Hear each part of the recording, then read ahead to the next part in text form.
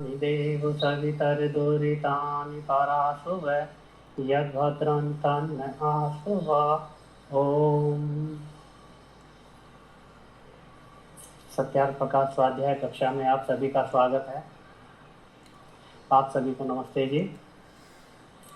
नमस्कार भाई। सत्यार्थ प्रकाश कक्षा का हमारा प्रथम समोल्लास चल रहा है, जिसमें ईश्वर के नामों की ऋषि ने व्याख्या की है और परमात्मा के साथ साथ गुणों को भी यहाँ पर वर्णन किया है कि परमपिता परमात्मा में कौन कौन से गुण हैं। तो अभी हमारी जो चल रही थी उसके अंदर ओम शब्द जो ऋषि ने बताया था, सबसे प्रारंभ है कि ओम ए ऊ और मैं से मिलकर बना है। तो ए से ऋषि ने 3 नाम लिखे थे, ऊ से भी 3 और मैं से भी 3। तो ऊ से ऐसे जो 3 नाम लिखे थे उनके अंदर विराट, अग्नि और विश्व। तो कल हमने विराट और अग्नि 2 शब्दों की यहाँ पर व्याख्या हो चुकी थी और अब आगे का पाठ करते हैं। लिखते हैं, विषय प्रवेशने इस धातु से विश्व शब्द सिद्ध होता है। लिखते हैं, विशंति प्रविष्टानि सर्वाण्य आकाशादीनि भूतानि यस्मिन् यो वाकाशादेषु सर्वेषु भूतेषु प्रविष्टः सह विश्व ईश्वरः। अर्थात जिसमें आकाश आदि सब भूत, आकाश आदि सब भूत अर्थात जो 5 महाभूत हैं, पृथ्वी जल अग्नि वायु और आकाश, इन पांचों के लिए लिखा है जिसमें आकाश आदि सब भूत प्रवेश कर रहे हैं। अर्थात ये पूरी की पूरी सृष्टि कहाँ पर है? परमात्मा के अंदर है, उसमें प्रवेश कर रहे हैं।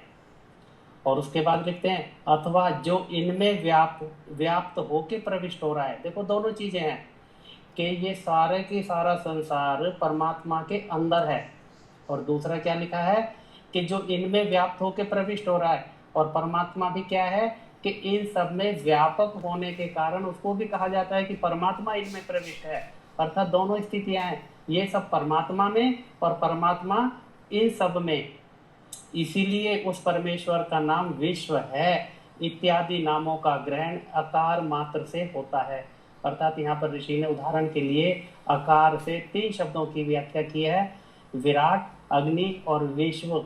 और जैसे पहले चर्चा हुई थी कि इनसे परमात्मा का भी ग्रहण होता है और संसार के अंदर अन्य पदार्थ भी हैं, परंतु जहाँ जहाँ पर परमात्मा के गुणों के विशेषण इन शब्दों के साथ लिखेंगे वहाँ परमात्मा का ग्रहण, और जहाँ पर अन्य विशेषण होंगे तो वहाँ अन्य पदार्थों का ग्रहण होगा। आगे ऋषि यहाँ पर ऊ की परिभाषा में ऊ से जो 3 नाम बनते हैं उनके लिए लिखते हैं, ज्योतिर्वई हिरण्यम तेजो वई हिरण्य मित्यई तरेयश सतपथ ब्राह्मणे यो हिरण्यायानाम सूर्यदीनाम तेजसाम गर्भ उत्पत्ति निमित्त मधिकरणम स हिरण्यगर्भ। उसका अर्थ आर्य भाषा में कहते हैं, जिसमें सूर्य आदि तेज वाले लोग उत्पन्न होके जिसके आधार रहते हैं। अर्थात जैसे सूर्य लोग हैं ऐसे जो अन्य लोग हैं, कौन से? जो प्रकाशमान हैं। तो कहते हैं कि वो सारे लोग उत्पन्न होके जिसके आधार से रहते हैं। अर्थात ये सारे लोग किसके आधार से हैं? परमात्मा के आधार से हैं। अथवा जो सूर्य आदि तेज स्वरूप पदार्थों का गर्भ नाम उत्पत्ति और निवास स्थान है। अर्थात ये सारे के सारे जो लोग हैं ये परमात्मा के आधार से रहते हैं और परमात्मा इनका निवास स्थान है। इससे उस परमात्मा का नाम हिरण्यगर्भ है। इसमें यजुर्वेद के मंत्र का प्रमाण। तो यहाँ पर ऋषि प्रमाण भी देते हैं। और यह मंत्र कौन सा है? जो हमारी संध्या के अंदर आता है, ईश्वर स्तुति प्रार्थना उपासना का मंत्र है। तो वहाँ पर हिरण्यगर्भ किसके लिए आया है? वो परमात्मा के लिए आया है, और ऋषि ने इस मंत्र को यहाँ पर लिखा है। तो कहते हैं, इत्यादि स्थलों में हिरण्यगर्भ से परमात्मा का ही ग्रहण होता है, क्योंकि यहाँ पर जो हिरण्यगर्भ के साथ जो अन्य आया है वो सारे का सारा क्या है कि सृष्टि के उत्पन्न होने की बात है, उसको धारण करने की बात है। तो उत्पन्न और धारण करने वाला कौन है? परमात्मा है। तो इसलिए हिरण्यगर्भ का अर्थ यहाँ पर परमात्मा के लिए लिया जाएगा। आगे लिखते हैं, वाह गति गंधनय हो, इस धातु से वायु शब्द सिद्ध होता है। गंधनम हिंसनम यो वाति चराचरं जगत धरति बलिनाम बलिष्ठः स वायु। जो चराचर जगत का धारण, चराचर जगत अर्थात जड़ और चेतन दोनों जगत, चराचर जगत का धारण, जीवन और प्रलय करता है और सब बलवानों से बलवान है, इससे उस ईश्वर का नाम वायु है।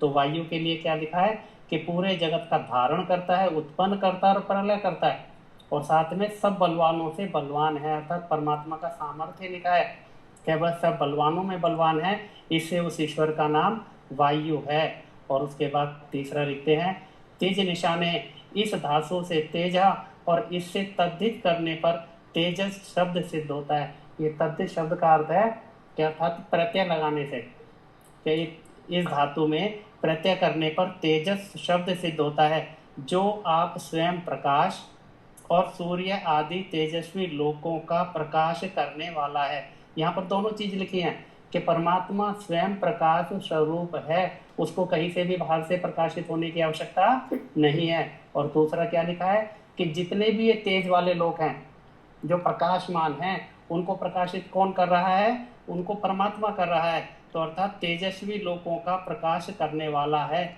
इससे उस ईश्वर का नाम तेजस है। इत्यादि नामार्थ उकार मात्र से ग्रहण होते हैं।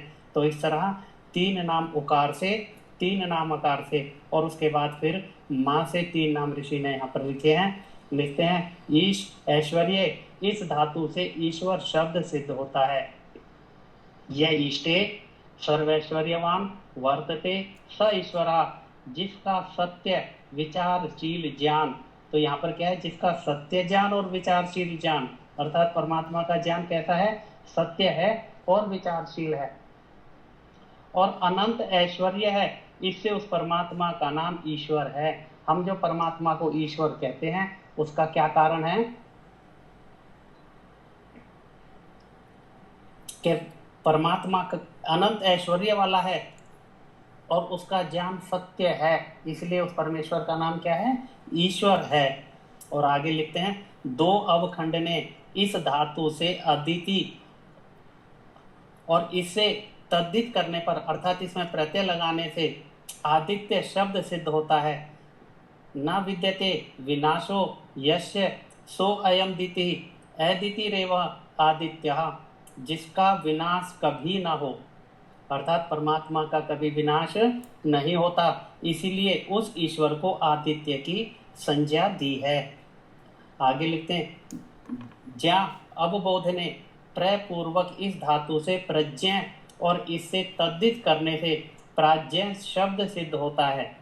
लिखते हैं, यह प्रकृष्ट तया चराचरस्य जगतो व्यवहारम जानाति सह प्रज्ञा, प्रज्ञ एवं प्राज्ञ, जो अब इसका अर्थ लिखते हैं, जो निर्भ्रांत ज्ञान युक्त सब चराचर जगत के व्यवहार को यथावत जानता है।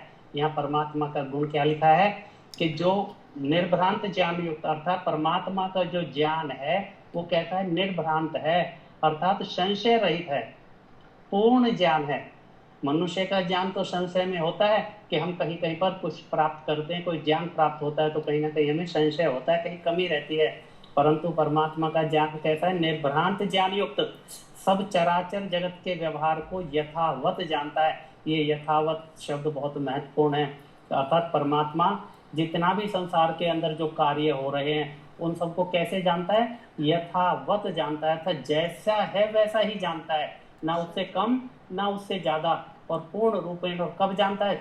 कि कार्य को होते ही तुरंत जानता है, जैसे जैसे कार्य हो रहा है, कर्म हो रहे हैं, वैसे वैसे उसको जानता है, चराचर जगत के व्यवहार को जानता है।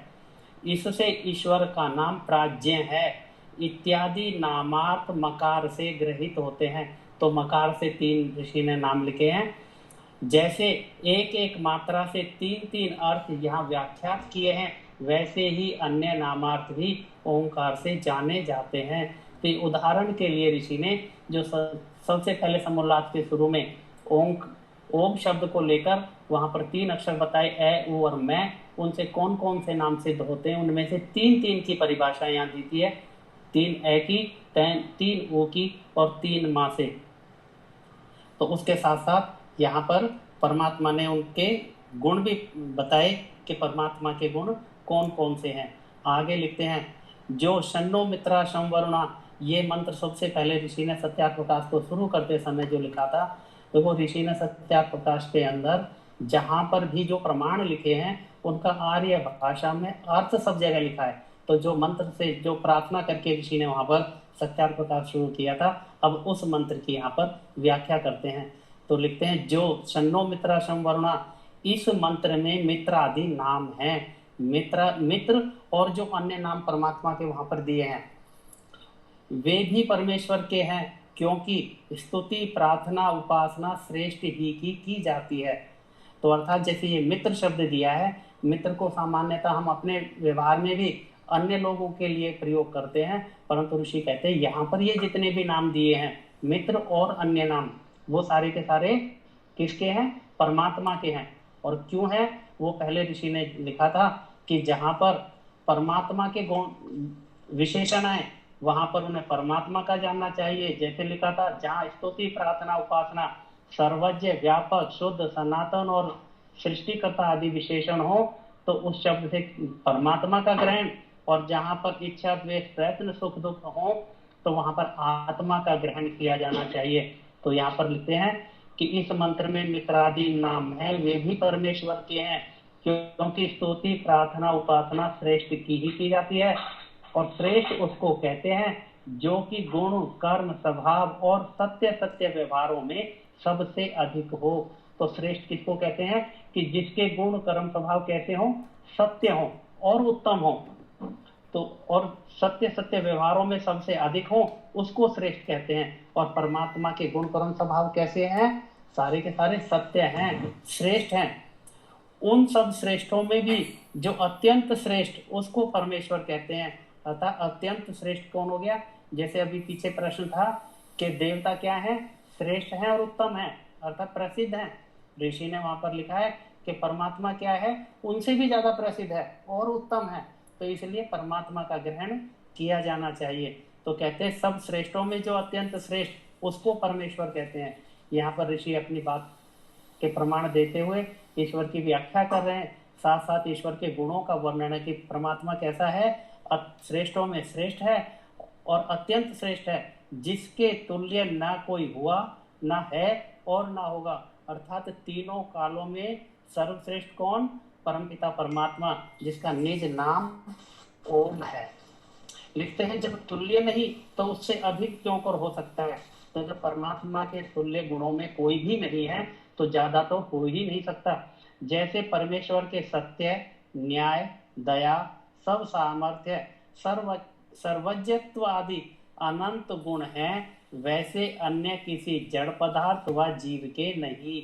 अर्थात परमात्मा के जो जो गुण हैं वो गुण ना तो प्रकृति में है, अर्थात जड़ पदार्थों में है, और उसके बाद तीसरी सत्ता कौन सी है? आत्मा की सत्ता है, आत्मा में भी वो गुण नहीं है। तो ऋषि लिखते हैं कि ना किसी जड़ पदार्थ की, ना जीव व जीव के नहीं है। जो पदार्थ सत्य है उसके गुण कर्म स्वभाव भी सत्य होते हैं। तो कैसा है? ये यहाँ पर एक सिद्धांत दिया है कि जैसा पदार्थ होता है वैसे ही उसके गुण भी होते हैं, या जैसे गुण होते हैं वैसा ही वो पदार्थ होता है। अर्थात गुण और गुणी दोनों एक जैसे होते हैं। तो ईश्वर के गुण कर्म स्वभाव सत्य है, इसलिए परमात्मा भी सत्य है। लिखते हैं, इसीलिए सब मनुष्यों को योग्य है कि परमेश्वर की ही स्तुति प्रार्थना और उपासना करें, उससे भिन्न की कभी ना करें।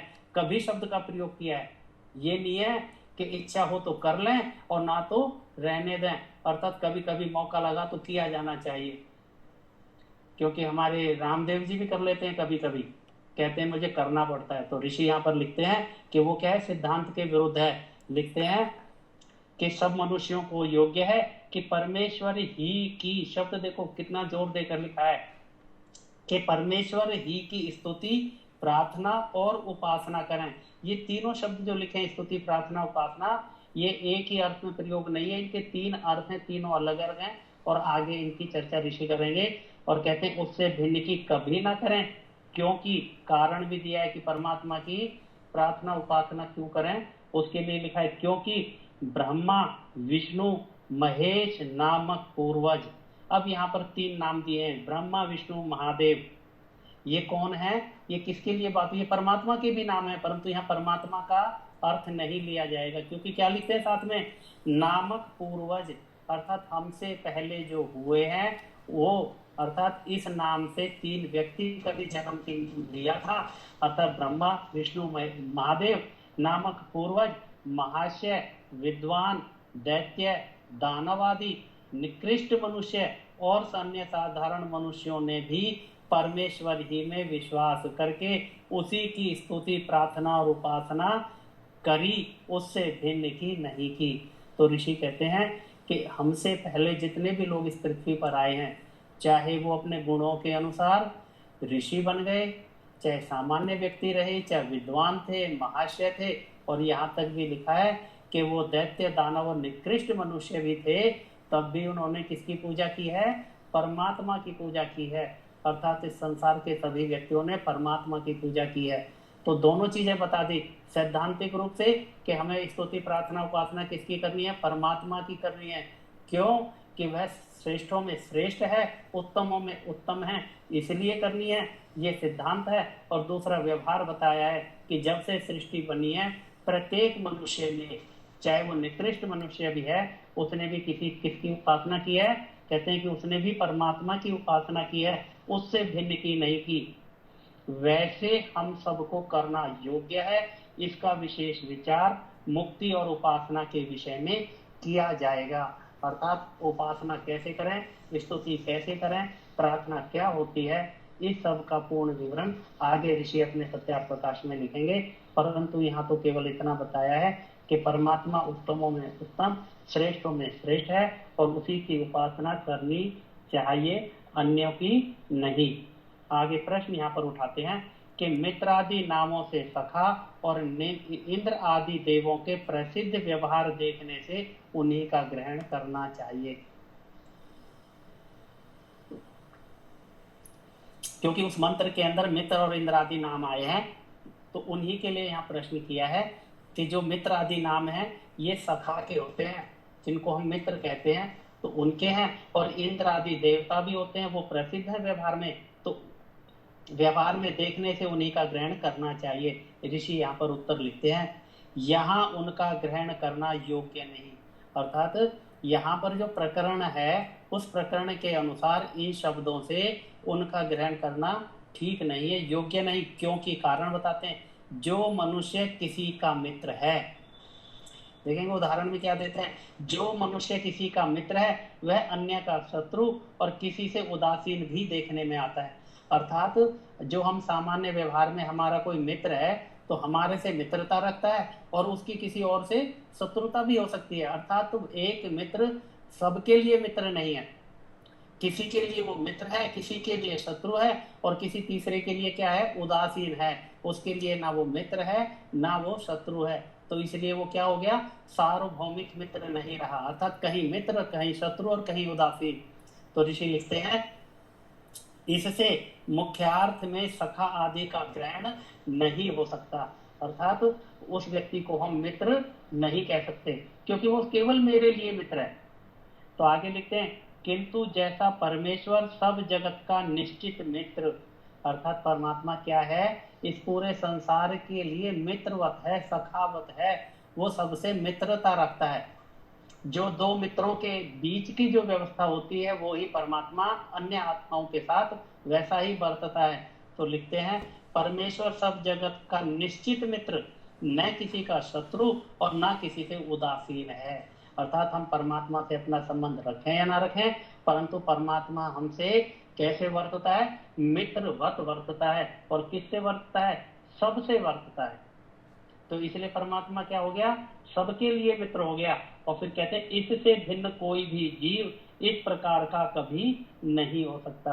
अर्थात जो जीव आत्माएं हैं ये परमात्मा की तरह सबसे मित्रवत नहीं बरत सकती, इसीलिए परमात्मा ही का ग्रहण यहाँ होता है। हाँ, गौण अर्थ में, तो मुख्य अर्थ में किसका ग्रहण हुआ इस मंत्र के अंदर, परमात्मा का। परंतु कहते हैं कि इस मित्र शब्द का गौण में, अर्थात जहां पर प्रधानता नहीं है, अन्य जगहों पर क्या होता है, गौण अर्थ में मित्र आदि शब्द से सुहृदय आदि मनुष्यों का ग्रहण होता है। तो कहते हैं कि अन्य जगह मित्र का जो अर्थ है वो किससे लिया जाता है, जो व्यवहार में हम मित्र आदि बनाते हैं, जिनको हम दोस्त बोलते हैं, उससे वहां ग्रहण होता है। परंतु इस मंत्र के अंदर मित्र शब्द से परमात्मा का ही ग्रहण होता है। आगे कहते हैं ये मिदा स्नेह ने इस धातु से औणादिक कत्र प्रत्यय के होने से मित्र शब्द सिद्ध होता है। मेद्यति स्नेहति स्नेहते वा स मित्रः, जो सबसे स्नेह करे और सबको प्रीति करने योग्य है। दोनों बातें लिखी हैं, जो सबसे स्नेह करे और सबको प्रीति करने योग्य है, मतलब परमात्मा सबसे स्नेह करता है और सबको परमात्मा से स्नेह करना योग्य है। इससे उस परमेश्वर का नाम मित्र है। तो ये मित्र की परिभाषा दी है कि मित्र किसको कहा जाता है। आगे लिखते हैं व्रीय वर्णे वर इप्सायाम, इन धातुओं से उण आदि उनन प्रत्यय होने से वरुण शब्द सिद्ध होता है। ये सारे के सारे शब्द कौन से हैं, जो उस मंत्र के अंदर दिए हैं, जहां पर इस प्रथम समोल्लास को शुरू किया था। ओम शन्नो मित्रा शं वरुणा शन्नो भवतर्यमा शन्ना इंद्रो बृहस्पति शन्नो विष्णु रुरुक्रमा। तो जितने भी परमात्मा के नाम के लिए यहाँ पर आए हैं, उन सब के ऋषि ने यहाँ पर व्याख्या की है। तो यहाँ पर मित्र बताया, अब यहाँ पर वरुण का बताते हैं कि इन धातुओं से उन आदि उन प्रत्यय होने से वरुण शब्द सिद्ध होता है। यह सर्वान शिष्टान मुमुक्षून धर्मात्मनो विरणोति, अथवा यह शिष्टेर मुमुक्षुभिर धर्मात्मा भिर्वियते वर्यते वास वरुणः परमेश्वरः। जो आत्मयोगी, अब ऋषि ने यहाँ पर गुण लिखे हैं, ऋषि के परमात्मा के लिखते हैं, जो आत्मयोगी विद्वान मुक्ति की इच्छा करने वाले मुक्त और धर्मात्माओं का स्वीकार करता। यहाँ पर देखो कितने व्यक्तियों की बात की है, जो आत्मयोगी है, विद्वान है, मुक्ति की इच्छा रखने वाले जो लोग हैं, अर्थात जो मुक्ति की इच्छा रखते हैं, मुक्त हो गए। देखो मुक्ति की इच्छा रखने वाले और फिर मुक्त और धर्मात्माओं का स्वीकार करता। ये स्वीकार करता कौन है, परमात्मा है। किन कौन कौन लोग स्वीकार करते हैं, जिनकी ये व्याख्या की है, आत्मयोगी विद्वान मुक्ति की इच्छा रखने वाले मुक्त और धर्मात्माओं का स्वीकार करता, अथवा जो शिष्ट मुमुक्षु, मुमुक्षु उसी को कहते हैं जो मुक्ति की इच्छा रखता है, और जो मुक्त हो गए और धर्मात्माओं से ग्रहण किया जाता है। अर्थात ये लोग परमात्मा को ग्रहण करते हैं, परमात्मा की ग्रहण करने की इच्छा भी रखते हैं और उनको ग्रहण करते भी हैं। पीछे आया था परमात्मा क्या है, परमात्मा जानने और प्राप्त करने योग्य है, उसको जाना भी जाता है और प्राप्त भी किया जाता है। तो ये लोग परमात्मा को प्राप्त करने की इच्छा भी रखते हैं और प्राप्त किया जाता है। वह ईश्वर वरुण संज्ञक है, अथवा वरुणो नाम वरह श्रेष्ठा, इसीलिए परमेश्वर सबसे श्रेष्ठ है, इसीलिए उसका नाम वरुण है। तो ऋषि ने वरुण शब्द की यहाँ पर बड़ी अच्छी व्याख्या लिखी है कि परमात्मा को वरुण क्यों कहते हैं। अगर एक शब्द में कहा जाए तो परमात्मा को कहते हैं सर्वोत्तम है, अर्थात सबसे उत्तम है, इसलिए परमात्मा का नाम वरुण है। आगे लिखते हैं री गति प्रापण्यो, इस धातु से यत प्रत्यय करने से अर्य शब्द सिद्ध होता है, और अर्य पूर्वक मांग माने इस धातु से कनिल प्रत्यय होने से अर्यमा शब्द सिद्ध होता है। यो अर्यान स्वामिनो न्यायाधीशान मिमिते मान्ययान करोति सो अर्यमा, जो जगत न्याय के करने हारे मनुष्यों का मान्य और पाप तथा पुण्य करने वालों को पाप और पुण्य के फलों का यथावत सत्य सत्य नियम करता है। देखिए बहुत महत्वपूर्ण सिद्धांत यहाँ पर ऋषि गुणों की चर्चा की है। लिखते हैं जो सत्य न्याय के करने हारे मनुष्यों का मान्य, परमात्मा क्या करता है कि जो व्यक्ति जो आत्मा सत्य न्याय करती है, अर्थात सत्य और न्याय के मार्ग पर चलती है, उन मनुष्यों का मान्य करता है। कौन करता है, परमात्मा करता है। आप उदाहरण के रूप में ऐसा समझें कि एक पिता अगर अपने 4 पुत्र हैं तो सबसे ज्यादा किसको मानता है, जो सबसे लायक होता है, जो सबसे गुणधारी होता है, जो पिता के मार्ग पर चलने वाला होता है। तो पिता क्या करता है, उसका सबसे ज्यादा मान्य करता है, उसकी हर बात मानने के लिए इच्छित रहता है। तो इसी तरह परमात्मा क्या है, सत्य न्याय करने हारे मनुष्यों का मान्य करता है।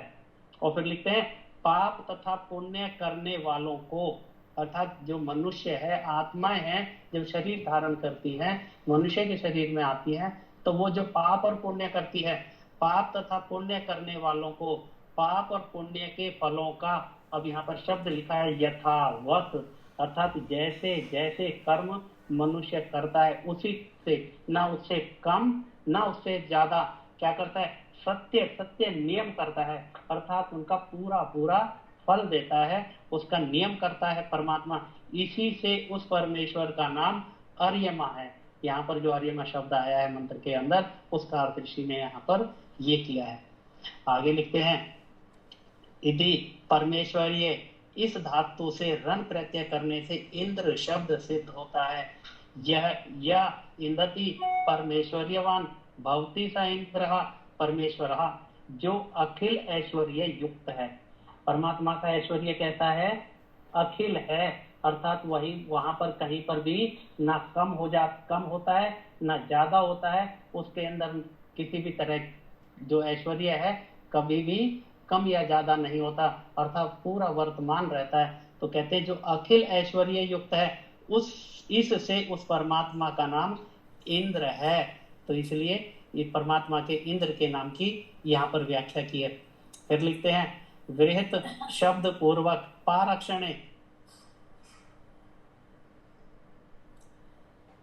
वृहत शब्द पूर्वक पारक्षणे, इस धातु से गति प्रत्यय वृहत के तकार का लोप और सुडागम होने से बृहस्पति शब्द सिद्ध होता है। या यो वृहिता माकाशादी नाम पति ही स्वामी पालिता स बृहस्पति ही, जो बड़ों से भी बड़ा, अब बृहस्पति शब्द का अर्थ करते हैं जो बड़ों से भी बड़ा और बड़े आकाश आदि ब्रह्मांडों का स्वामी है। तो जो बड़ों से भी बड़ा अर्थात जो आत्माओं में बड़े हैं उनमें भी बड़ा, अर्थात सबसे बड़ा। और दूसरा लिखा है जड़ पदार्थों के लिए बड़े आकाश आदि ब्रह्मांडों का स्वामी। तो आकाश आदि जो ब्रह्मांड है, अर्थात पूरा जड़ जगत है, जहां तक भी ये फैला हुआ है, उनका जो स्वामी है, इससे उस परमेश्वर का नाम बृहस्पति है। तो यहाँ पर ये बृहस्पति का कहा है कि बड़ों से भी बड़ा और इस जड़ जगत से भी बड़ा, तो वो एक परमात्मा का नाम बृहस्पति है। फिर आगे लिखते हैं विश्लेरी व्याप्तव, इस धातु से नु प्रत्यय होकर विष्णु शब्द सिद्ध हुआ है। विवेष्टि व्यापनोति चराचरम जगत से विष्णु हो, चर और अचर रूप जगत में, दोनों तरह बोला है, चर और अचर, अर्थात चेतन और जड़ जगत दोनों में, जगत में व्यापक होने से परमात्मा का नाम विष्णु है। हम सामान्यतः विष्णु किसको कहते हैं, जो क्षीर सागर में लेटे हुए हैं और उनकी सेवा कौन कर रहा है, लक्ष्मी जी उनकी सेवा में है और 24 घंटे वो लेटे ही रहते हैं और लक्ष्मी जी को और कोई कार्य नहीं, अर्थात वो केवल उनके चरण दबाती रहती हैं। तो वो विष्णु नहीं, परमात्मा का नाम विष्णु है और उसका कारण है कि चर और अचर जगत में व्यापक है। परमात्मा इस पूरे संसार में व्याप्त है, इसलिए उसका नाम विष्णु है। और आगे उरुक्रमा शब्द का अर्थ ऋषि करते हैं, उरुर महान क्रम पराक्रमो यस्य सह उरुक्रमा, अनंत पराक्रम युक्त होने से परमात्मा का नाम उरुक्रमा है। उरुक्रमा शब्द का नाम अर्थ होता है बलशाली, तो यहाँ पर अर्थ किया है अनंत पराक्रम युक्त होने से, अर्थात परमात्मा कैसा है, उसका पराक्रम कैसा है, अनंत है, अर्थात वहां उसकी कोई सीमा नहीं है। हम मनुष्यों की या पशुओं पक्षियों की तो कोई सीमा होती है पराक्रम की, उनके बल की एक सीमा होती है, परंतु परमात्मा के पराक्रम की कोई सीमा नहीं है। तो इसलिए अनंत शब्द यहाँ पर लिखा है, अनंत पराक्रम युक्त होने से परमात्मा का नाम उरुक्रमा है। जो परमात्मा उरुक्रमा महापराक्रम युक्त, अब ये पूरे के पूरे मंत्र का यहाँ पर अर्थ किया है, एक एक शब्द का ऋषि ने पहले अर्थ किया है, अब यहाँ से पूरे का किया है। जो परमात्मा उरुक्रमा महापराक्रम युक्त मित्र, सबका सुहृत अविरोधी। अब सुहृत अर्थात सखा, अर्थात एक मित्र कैसा होता है, जो अविरोधी होता है, अर्थात दोनों मित्रों में विरोध नहीं होता, और यदि मित्रों में विरोध होता है तो वो मित्र नहीं कहते। तो इसलिए यहाँ पर जो सुहृत अविरोधी है वह शम अर्थात सुखकारक, वह वरुण सर्वोत्तम, शम सुख स्वरूप, वह अर्यमा शम सुख प्रचारक, वह इंद्र शम सकल ऐश्वर्यदायक, वह बृहस्पति सबका अधिष्ठाता, शम विद्याप्रद, और विष्णु जो सब में व्यापक परमेश्वर है, वह ना हमारा कल्याण कारक भवतु हो। ये पूरे मंत्र का अर्थ यहाँ पर ऋषि ने पहले परमात्मा के नामों की जो वहां पर नाम आए थे उनकी व्याख्या की, और उसके बाद पूरे मंत्र की व्याख्या करते हुए कहते हैं कि वह परमात्मा क्या हो, वह हमारा कल्याण कारक भवतु हो। तो वहां परमात्मा ने ऋषि ने परमात्मा से प्रार्थना की, उसके गुणों का वर्णन करते हुए वहां परमात्मा की स्तुति करते हुए कि हे परमात्मा आप हमारे लिए कल्याणकारी सिद्ध हुए। आगे लिखते हैं वायु ते ब्राह्मणे नमोस्तु। अब जो आगे का जो श्लोक वहां पर दिया हुआ है, अब ऋषि उसका अर्थ करते हैं। वायु ते ब्राह्मणे नमोस्तु, व्रीहि व्रीहि वृह व्रीहि वृद्यौ, इन धातुओं से ब्रह्म शब्द सिद्ध हुआ।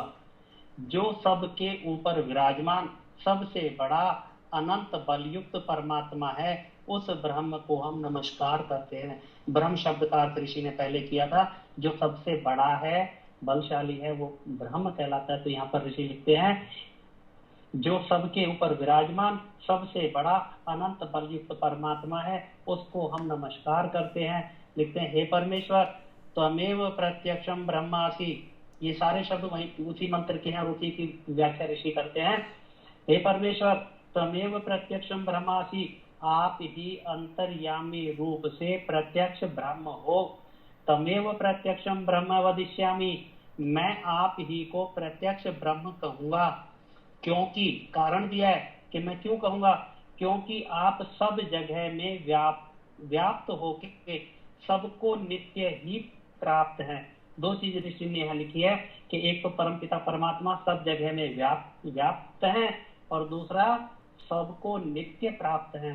अर्थात जो व्यक्ति परमात्मा को प्राप्त करना चाहे वो हर समय कभी भी परमात्मा को प्राप्त कर सकता है, वो प्राप्त करने योग्य है।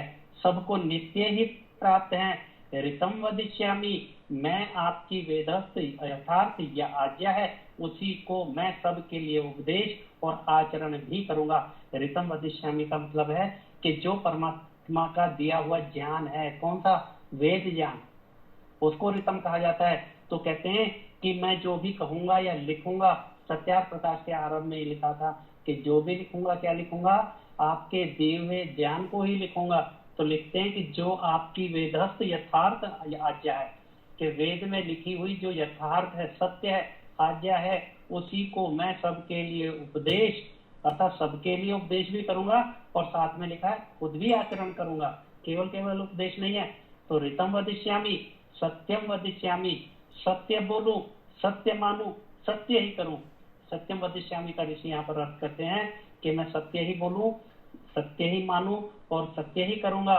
तन्माम अवतु, सो आप मेरी रक्षा कीजिए। आगे रक्षा के लिए प्रार्थना है वहां पर उस मंत्र के अंदर, तो उसका अर्थ लिखते हैं तन्माम अवतु, सो आप मेरी रक्षा कीजिए। तद वक्तारम अवतु, सो आप मुझ आप सत्य वक्ता की रक्षा कीजिए।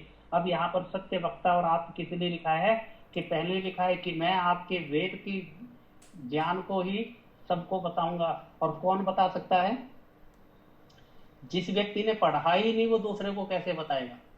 तो अर्थात जो वेद ज्ञान को जानता है उसको ही हम आप्त पुरुष कहते हैं। तो इसीलिए लिखा है सो आप मुझ आप्त, और उसके बाद ऋषि ने जो लिखा था सत्यम वदिष्यामि, मैं सत्य ही बोलूंगा।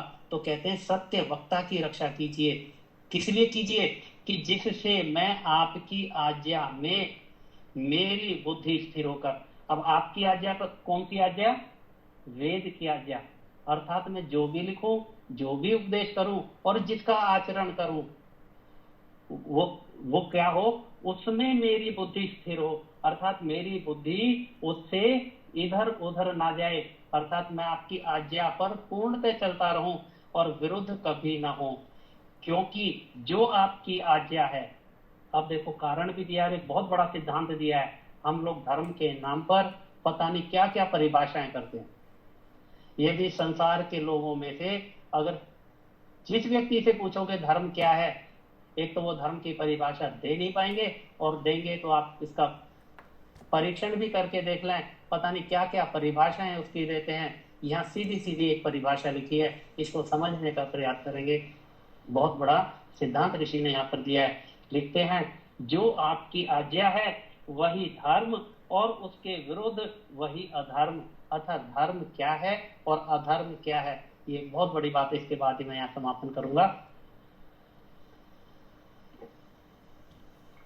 कि परमपिता परमात्मा की जो आज्ञा है, और आज्ञा क्या है? वेद, उसकी आज्ञा का पालन करना ही धर्म, और उसके विरुद्ध चलना क्या होगा? अधर्म। सीधी सीधी धर्म की परिभाषा है। इसके अलावा संसार के अंदर जितनी भी परिभाषाएं हैं, या तो वो गलत हैं और या वो पूरी नहीं है। तो इसलिए जो आपकी आज्ञा है वही धर्म और उसके विरुद्ध वही अधर्म। अवतु मामवतु वक्तारम, यह दूसरी बार पाठ अधिकारार्थ के लिए किया है, अर्थात वहां पर दोबारा भी फिर पाठ आया ये।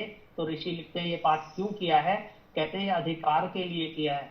ऋषि एक एक शब्द की व्याख्या और उदाहरण देते हुए चलते हैं, ताकि हम लोग उन सिद्धांतों को पूरी तरह से समझ जाएं। तो इसके लिए भी, क्योंकि ये दोबारा लिखा है, अब तो माम अब तो वक्तारम, यह दूसरी बार पाठ अधिकारार्थ के लिए किया है। इसका उदाहरण देते हैं, जैसे किंचित किंचित प्रतिवदति स्वयं ग्रामम गच्छ गच्छ। अब यहाँ पर शब्द गच्छ गच्छ 2 बार आया है, अर्थात जाओ जाओ।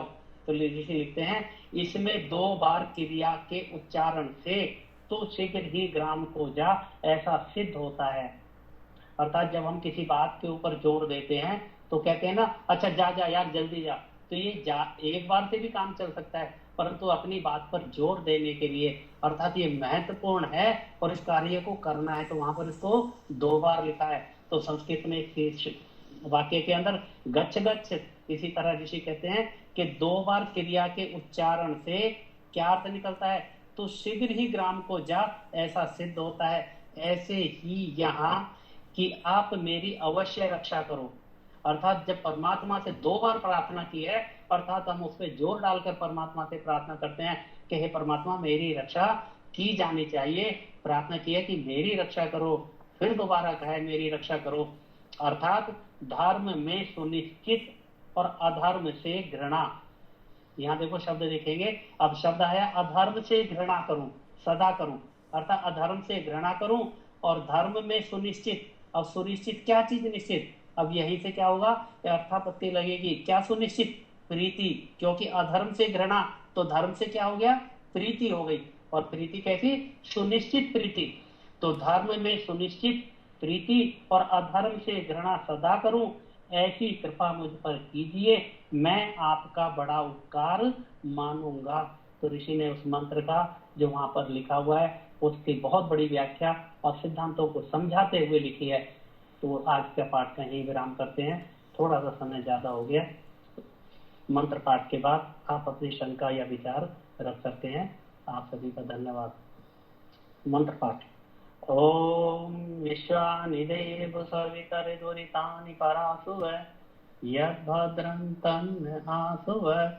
ओम शांति शांति शांति। ओम। सभी को नमस्ते जी, सभी का बहुत बहुत धन्यवाद।